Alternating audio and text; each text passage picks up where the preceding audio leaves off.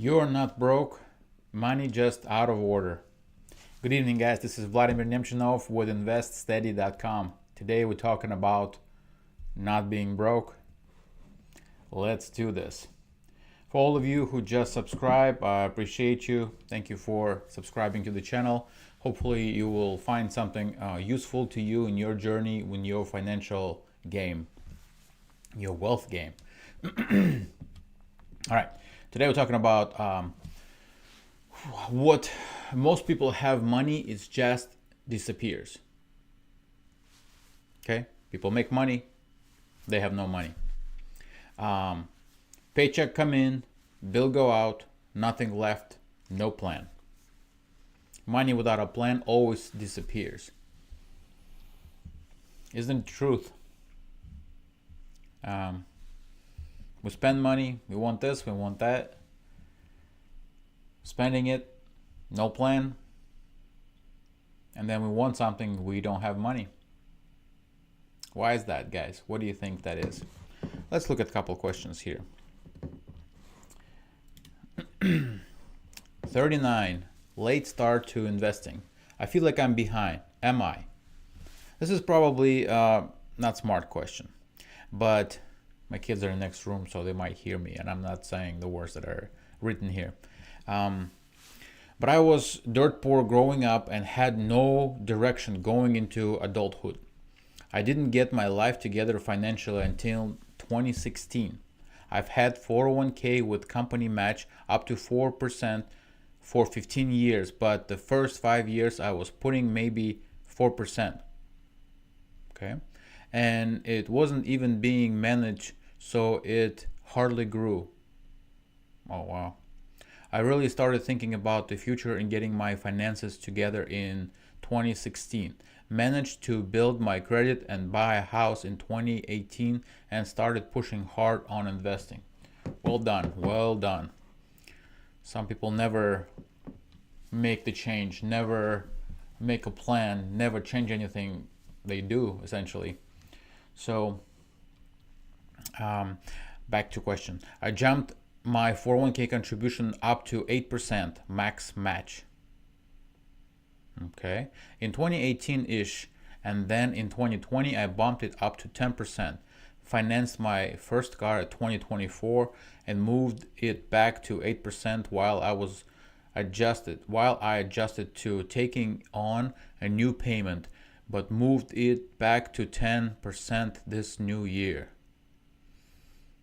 Oh, I see. You bought the car or financed the car, then drop in investments to 8%. Okay, I'm tracking.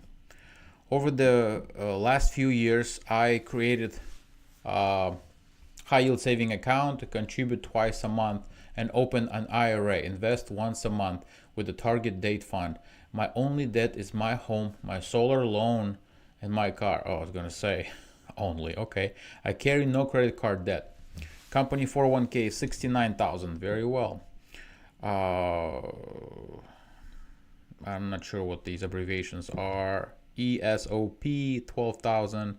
High yield saving account 14,000. IRA 16,000. Bitcoin 4,000. Car loan 13,000. Solar loan 27,000. Home loan 52,000. Home value 285. Well done with the house. Sorry for the wall of text, but I'm just looking for some insight. Look at my account a few times a year and just wonder how I'm doing. I feel like I started so late that I'm trying to climb out of a hole. All right, you're 39, you're okay, you're 40, you're my age. 2 months ago this question was asked. Okay, so you're doing a lot of stuff at once. Okay, $69,000 in 401k is very good. So high yield saving account, Roth IRA, Bitcoin. So if I was this 39-year-old, right, knowing what I'm knowing right now, obviously he did it differently. But knowing what I know now, what I would do is I would follow the wealth game. I would create a budget, okay, what money going in, what I'm bringing in. what money going out, what I'm bringing in. Second, I would get life insurance if I have wife and kids. In my case, I do. So step number three, I would save $1,000, start an emergency fund. Right, he has some money. He has $14,000 in high yield saving account, Bitcoin. So I would liquidate Bitcoin, no matter if it's losses or not at this point. But so that would give me $4,000 plus high yield saving account. I would have $28,000 cash. I would save or keep $1,000 for starter emergency fund. That would give me $17,000 to pay off some loan. So I would pay off that snowball method, right? I would pay off the $13,000 first.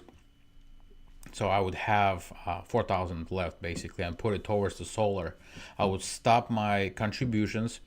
Does he say how much he makes? I don't think so.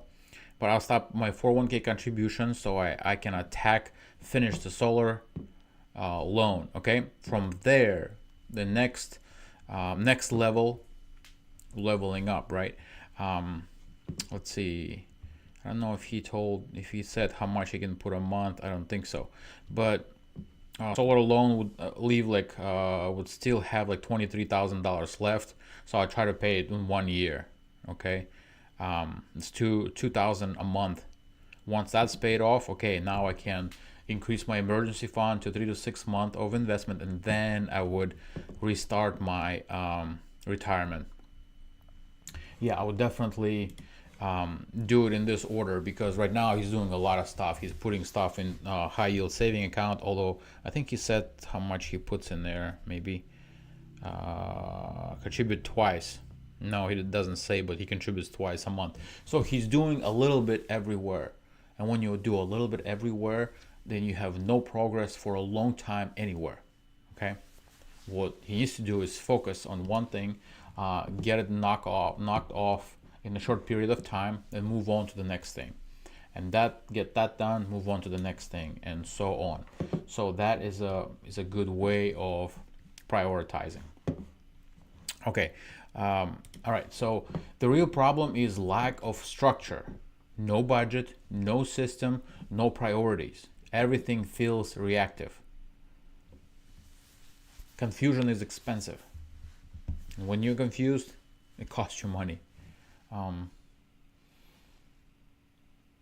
When you don't know how much you spend, for example, on kids, on toys, on food, those are the things that we think, oh, we can afford it, we should be able to, we want this kind of food, we want that kind of food, and we don't keep track of how much we actually spend, and we think we spend a certain amount, but in fact it's much higher.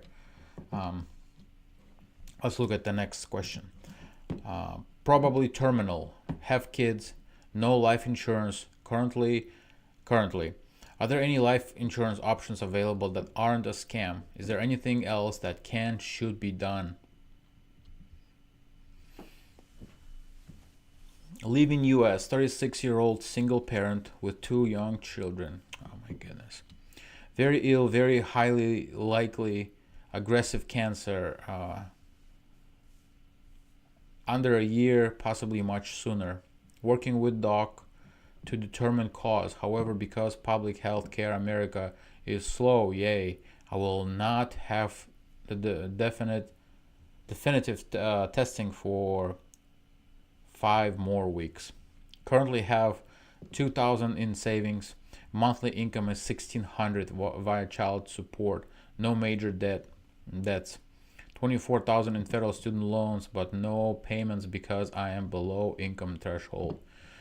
In this situation, you don't need to worry about your student loans. They will pass with you. There's nobody gonna be able to do anything about that once you pass. So I wouldn't worry about student loans, especially if you have less than a year to live. 36 years old, man. Kids, 2 young children. I've always planned on donating my body to science, so I'm not looking to pay for funeral and burial services. Given that I have potentially 5 more weeks without terminal diagnosis. Is there anything I can do to help my children and my children's new guardian financially? All right, so this is a question. The hard truth is nothing you can do. Nothing you can do in 1 year. Stay with your kids. Try to stay afloat financially. You basically you can spend the rest of your days working to help the guardian, or spend time with your kids. I don't even know what's better. You want them not to struggle taking care of your kids, but you also want to spend time with kids. So, oh man, it's a hard problem. The only thing could be better, even with life insurance, what could be better is that you have money to provide for your kids. That's it. It's still sad situation. At least you wouldn't worry about money, and your kids would be set. For example, if you were insured, right, for $1 million, for example, you would get that, or they would get some kind of trust maybe, and then put that money in there, and they would grow and throw off money every year or every month for the guardian to take care of them. But then that amount would actually grow and be a nest egg for them later down, and for school or anything else that you would want. But obviously we can't talk about that, and there's no options. If you have anything, obviously that's the only thing you have, is you can sell it. I don't know if you have a house or not, doesn't say it. So if you make $1,600 a month, I don't even know if you can afford a house on that. So probably a rent. It's obviously very low. Well, that's another question about that. All right. Doing things out of order keeps people stuck.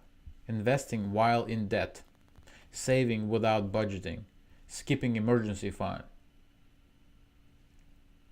This is why wealth game exists. Those levels are there for a reason. You cannot go to the next level until you level up, until you beat the level. You beat level 1, you go to level 2. You beat level 2, you go to level 3, and so on. This is the wealth game until you get to the level number 6, when you can build your wealth. We just finally, I don't know how that happened, like I shared before. I thought I was maxing out Roth IRA every month to $7,000 a year. Somehow, no, we still could put $2,500 each. And so I just did that for myself and for my wife, so that previous year is taken care of. So that is good. Remember, out of order, no progress. You focus on one thing, there's progress. If I'm working on the house, right, and renovating, if I'm focusing on one room or one project, I get it through, it's done, moving on to the next one. If I do outlet here, light switch there, mud some wall here, do some plumbing over there, put an appliance in, do a little bit of flooring, I'm not gonna progress very well in either of those. And the same thing with money. If you do a lot of things at the same time, you're not gonna see progress. It's very simple. Okay. Worried it's too late to invest. Hi friends, I'm very new here and have just recently begun learning about investing. First gen student, woman of color, I assume, low income all of my life. I do have a full-time job and have for several years. I guess my question is this. Excuse me. 9 o'clock. Lives are a little late. With all of the world events currently happening, is it worth it to begin investing? Okay. With everything that's going on in the world, is it worth it to invest? What are your options? What can you do? You're gonna save it up? Okay. If you put $100 a month from age 20, doesn't say the age here. First gen student, maybe student years, but I'm not sure. So if you put $100 a month and you put that for the rest of your life from age 20, right? In 1 year, it's going to be 1,200. Okay. In 10 years, it's going to be 120. In 40 years, it's going to be $500. Just if you save $100 a month, right? $100, 1,200. 1,200 times 10, 12,000. Oh, my math is off. 50,000. You will put $50,000 in 40 years. Okay. And man, I'm questioning myself now if my math is right. And that's it. You will have $50,000. If you invest that money in mutual growth stocks funds, that brings on average 10% a year, you'll be a millionaire, right? Big difference, isn't it? Let's take a look at the calculator here. So if you initially have zero interest rate, 10% on average, monthly period years, 40 years from age 20 to 60, right? Or 27 to 67. A monthly contribution is $100. You will have $632,000. Yeah, 48,000. That's my calculation. Second time was correct. So $48,000 you put in, it's more than 10 times, increased by 10 times in period of 40 years, right? But if you don't, if you're just gonna save, you're gonna have $50,000. What you're gonna do with it? Maybe survive 1 year, and that is not even probably not gonna be possible in 40 years. Inflation and stuff, $50, 50,000 is gonna be nothing. So yes, we don't know, but what world events are you talking about? The wars. We went through wars within 100 years that market was around. We went through several wars, right? Including World War II. So we went through 9/11. We went through markets, booms and busts. Here we are. Market's growing up and to the right. Sometimes it's decreasing, but then it's rebounds and grows again. So I would definitely encourage people to take advantage of this. Obviously, that's what I'm talking about, and that's what I can help you with. I can open Roth IRA accounts. I can even open simple IRAs for your company. If you're a small business and you have lots of people who do not take care of their retirement, and you can help them with that.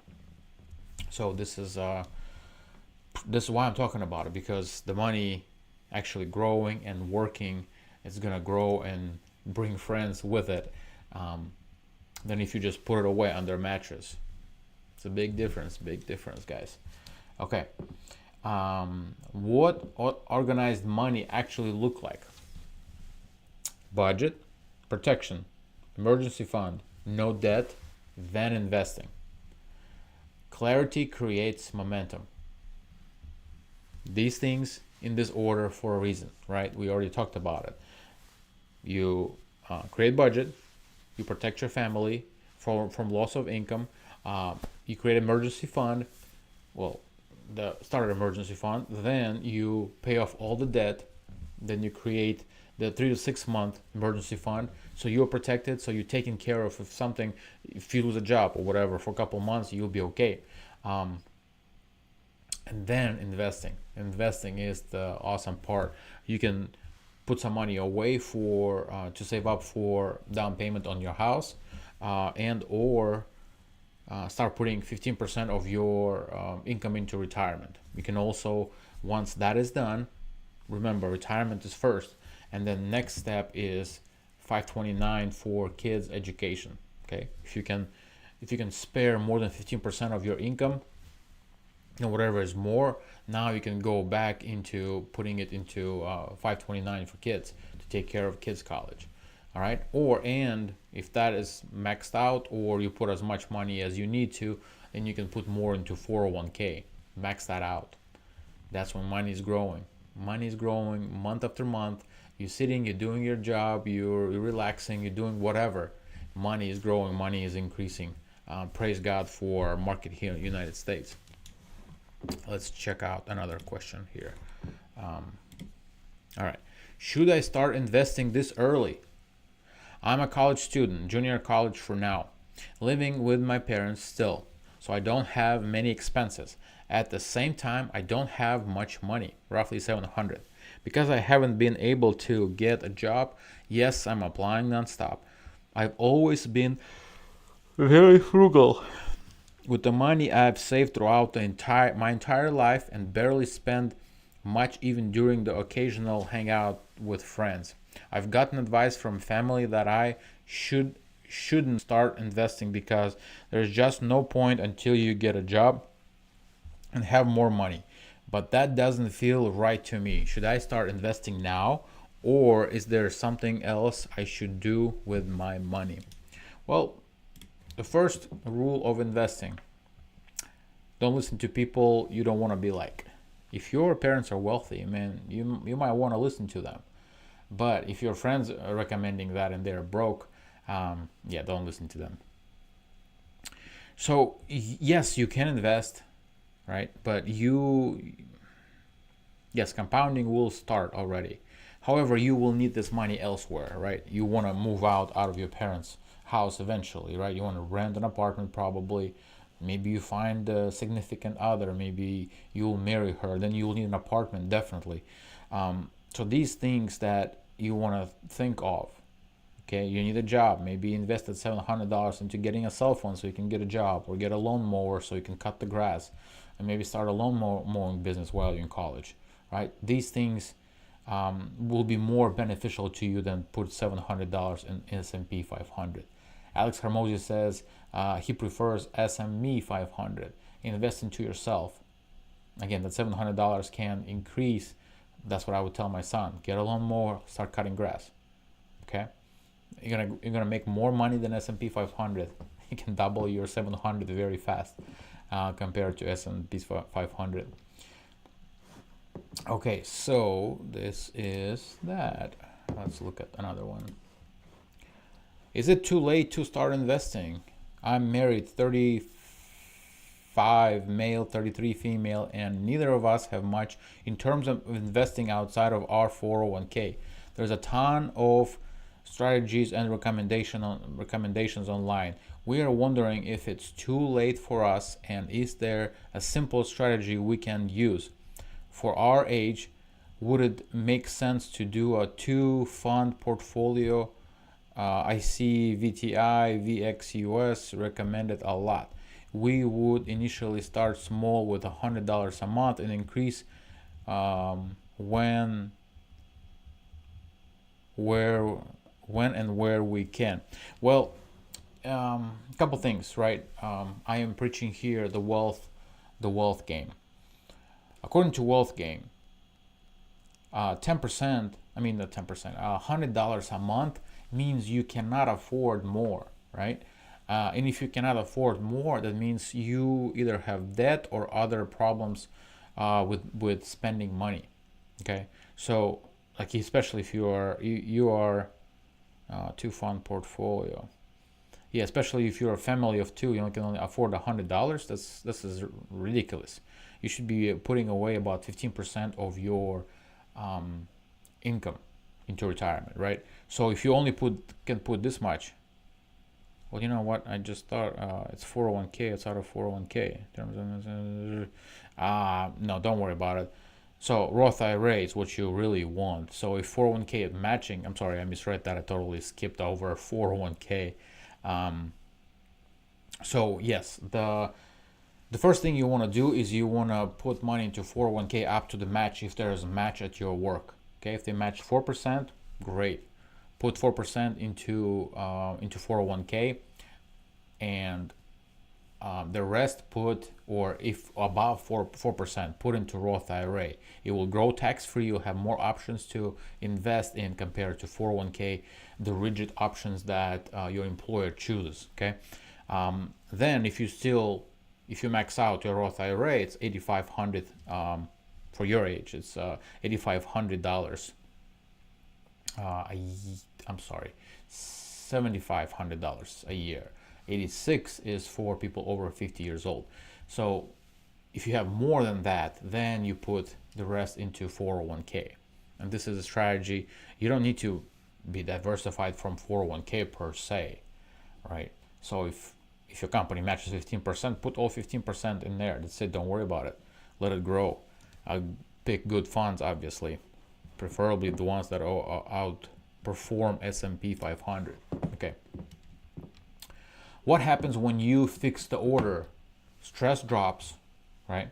You're not thinking about, okay, I need to do this, I need to do this, I need to do this. Like one of the questions, right? I have payments, I have loans, I have investments, and I have savings.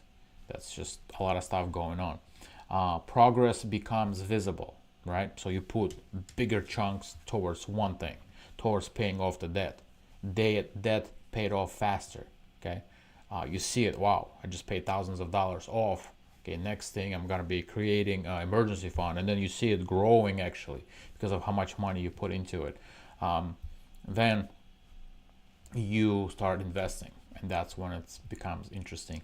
Confidence builds.